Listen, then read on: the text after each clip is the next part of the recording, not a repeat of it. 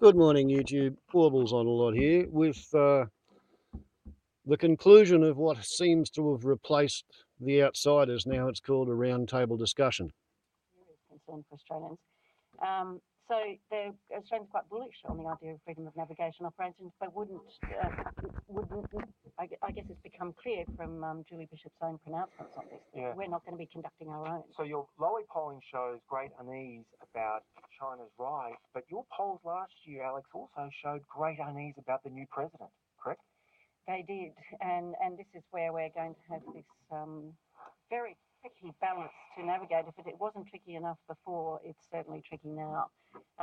We polled in mid last year on President Trump, the idea of a President Trump, and the way that Australians have responded to him and responded to the change of presidents in the past suggests that there's going to be a real cooling towards America following this election. They were 77% preferred Hillary Clinton as president, only 11% preferred Donald Trump. Now that he's actually in position, it'll be interesting to see how those attitudes change. Exactly, and of course, he's now pushed his border protection policies. We've heard this morning, Greg, that travellers with visas en route to the US have been detained at US airports and restricted from entry after those new executive decrees by the president. And so it's not surprising that doubts are now being raised about this refugee deal. This is the one struck between the Turnbull government and the outgoing Obama administration. As we're settling about 1,000 refugees from Manus Island and Nauru. Greg, what do you think will happen?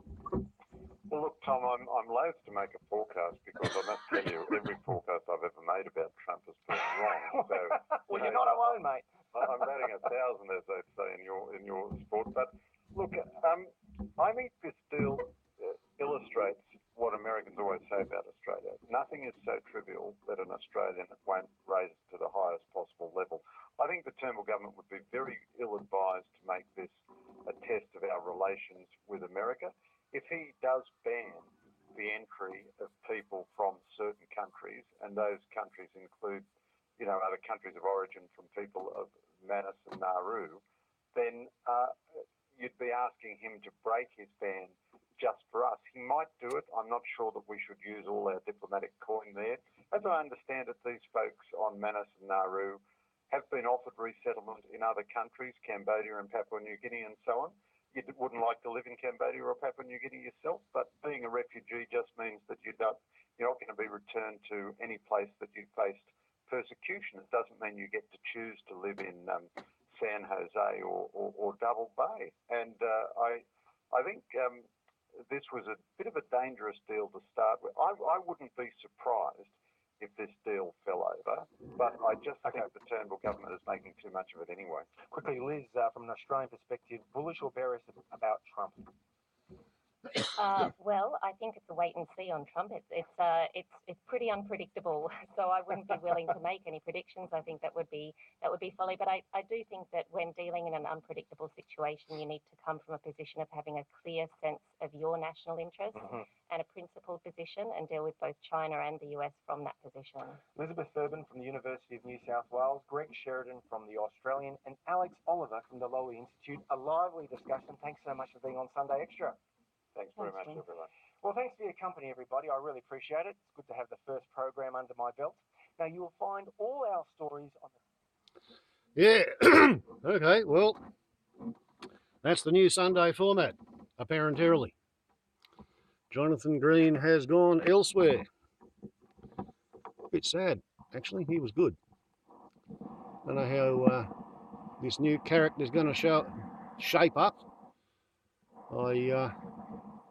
I think it would have been nice if he'd come up with the recording of the Outsiders theme at the start, because he gave a pretty good introductory speech, which I didn't realise he was launching into until after it had started.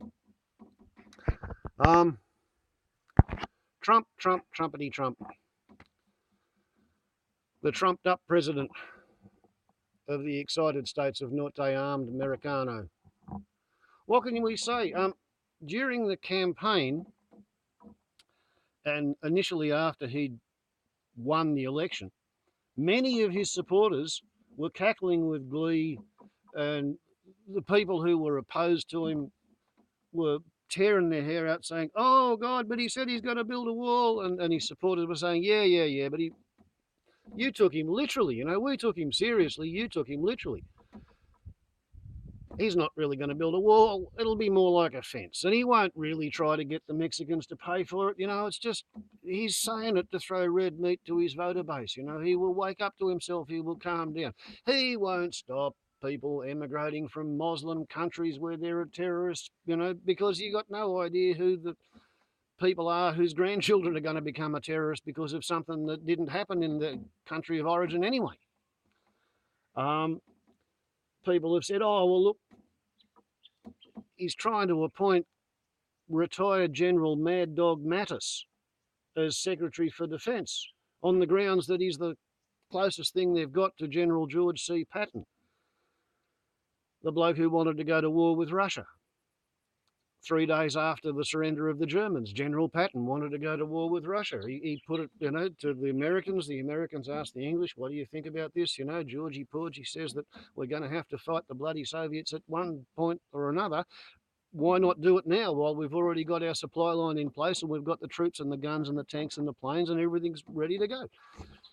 And the English under Churchill said, well, that's a very interesting idea. Why don't we think about it for a bit? And the British chiefs of general staff did all of the modelling on it, and they said we'd get about as far as the Germans did, Stalingrad and Kursk, and that'd be it, you know, to the gates of Moscow. We wouldn't get any further because the USSR is really, really, really big, and they've got all their shit in place and their supply lines are up and running, and we gave them all the trucks and a lot of the aeroplanes and a lot of the tank. Well, yeah, I think they did give them tanks and guns as well. So Churchill said to Roosevelt, no, you can't do it. Or no, would have been true man by that stage. Yeah, that's who they've got as their Secretary of Defence. And it's actually unconstitutional to appoint him because you're not permitted to work as a bureau Secretary of Defence. I don't know how far down the chain goes, but if you're in the military and you leave the military, the retired generals are not permitted to be the Secretary of Defence within 7 years of retiring, and he retired 5 years ago. So he'll be lawfully appointed Secretary of Defence in 2 years' time. But, you know, in the meantime, he's the bloke who's been given the job because Congress is Republican dominated and they'll approve anybody for anything at the moment. Head of SO gets to be the Secretary of State. He's the one who wants to have a blockade on the Spratly Islands to safeguard Prissy Dunce, Rodrigo Dirty Dirty's borders. He's the Secretary of State. He's the one who got a Russian government official award for, you know, being a good money grubber only 3 years ago. Mattis doesn't want to have a fight with the Chinese. He wants to have a fight with the Russians. He agrees with the idea that Russia is America's biggest threat. Russia is NATO's biggest threat.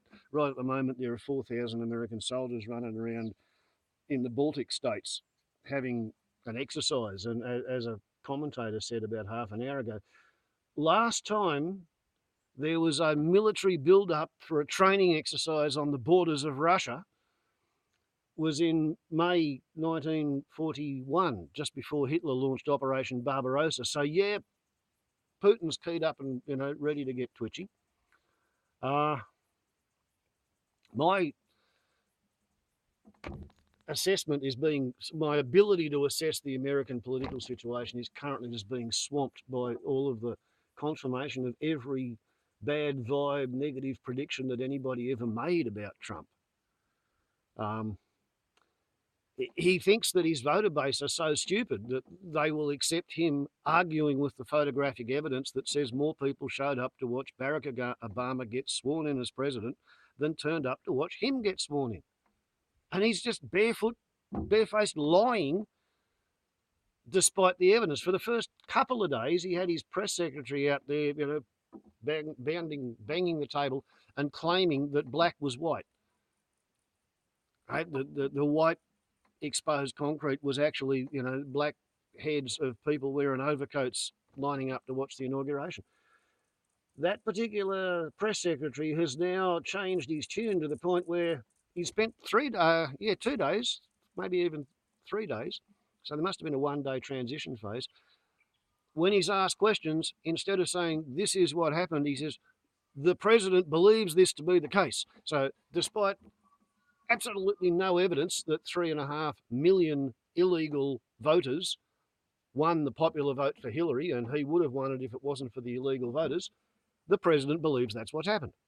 Despite all the scientific evidence that global warming is in fact anthropogenic caused, he doesn't believe it. Despite the fact that Mad Dog Mattis has said, like waterboarding and torture don't work, but the president believes that they do work. But in this case, he'll let Mattis make the decision because in Mattis's experience, torture doesn't work. But the president believes it does, and he reserves the right to change his mind and order people to start torturing individuals. 7 countries which are predominantly Muslim, where there has been a problem with terrorism, have been banned from entering the excited states of Norte Americano. The payback for that is Americans are not permitted to go to Iran. And Google has sent emails inviting all of its American employees in far-flung countries to get home before you find yourself in jail as a retaliatory measure because prissy dunce Tronald Dump is making a turd of himself. I don't think he's going to be any kind of a moderated force. He's not interested in reality. He's interested in his own perception. There's a mountain of evidence that shows that basically 10 minutes after a fella called, I think, Bill O'Reilly talks on Fox News, Donald Trump will tweet the guts of what Bill O'Reilly said. So he's literally being operated by invisible puppet strings of assumptions and propaganda by Rupert Murdoch. As I said in a previous video, Trump was elected by a combination of Ronald Reagan making it lawful to publicise or publish bullshit in editorial and news material in America, which it wasn't legal to do that before Reagan. They've just introduced a bill into Congress decoupling the forming and writing and passing of legislation from any research results. So their Clean Air Act can be written without reference to any scientific evidence. They are, on a grand scale, America is diving back into some kind of Dickensian fucking swamp. All to prop up the economy, the magical fucking economy, the economy. A sundial's nomen is the bit that knows what the time is. It's from nomos, which means to know things. Ecology is the study of living things, and you'd think that economists would know something about living things. What they know how to do is to extract the maximum harvest. They are harvest everythingists, and they walk into a food forest that's been there for millions of years, thousands of years, where you can wander around and in 2 hours of hunting and gathering per day, you can provide yourself with all your food, shelter and clothing. And the economists, the harvest everythingists, will go in there and they'll spend 200 to 500 years and they'll turn it into a fucking dust bowl and it'll be devastated and nobody can live there. And the people who get, quote, rich will take their, quote, running money, i.e. gold and jewellery, because Jews have lots of gold and money to run away with, jewellery, they take their running money and they piss off. And they use their handful of gold baubles to pay some other person to sell them their land, and they do it again, and they do it again, and they do it again, or they pay a bunch of otherwise unemployable males from puberty to marriage type age to run around with weapons and steal somebody else's land and resources and trade with them at favourable rates. You get things like the fucking opium wars where England sent gunboats to force the Chinese to accept the opium that they were growing in India with slave labour. And yeah, that's the kind of economic miracle that Trump's hoping to wreak. I think the Chinese are going to nuke his ass, and when America's no longer got its hand up NATO's bum, that's when Putin will make his move on NATO, and whatever happens, Israel will fire a couple of hundred mushroom clouds around the oil fields. And I think the environment may find itself suddenly faced with a complete cessation of human-induced greenhouse gas emissions, and about a 6-year nuclear winter to put a kink in the curve of rising atmospheric temperature. Upload limit warbles on a lot to YouTube. Ciao.